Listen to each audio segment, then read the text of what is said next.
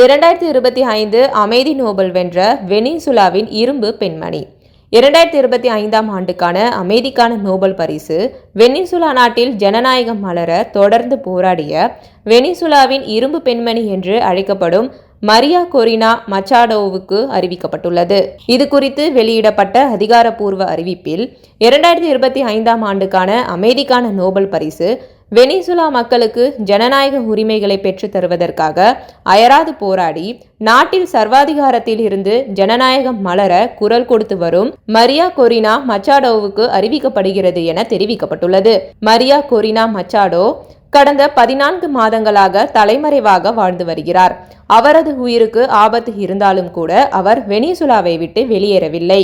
அது அந்நாட்டு மக்கள் மத்தியில் அவருக்கு பெரும் அபிமானத்தை பெற்று தந்தது. மரியா வெனிசுலாவின் இராணுவ ஆட்சி அகற்றப்பட வேண்டும் என்பதற்காக எதிர்க்கட்சிகளை ஒன்று திரட்டினார். அங்கே ஜனநாயகம் அமைதி வழியில் மலர அவர் வித்திட்டார் என்பது குறிப்பிடத்தக்கது.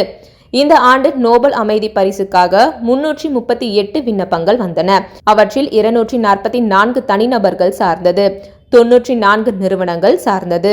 ஜனவரி 31ஆம் தேதிதான் தான் அமைதி நோபல் பரிசுக்கான விண்ணப்பங்கள் பரிந்துரைகளை பெற கடைசி நாள் என்பது குறிப்பிடத்தக்கது.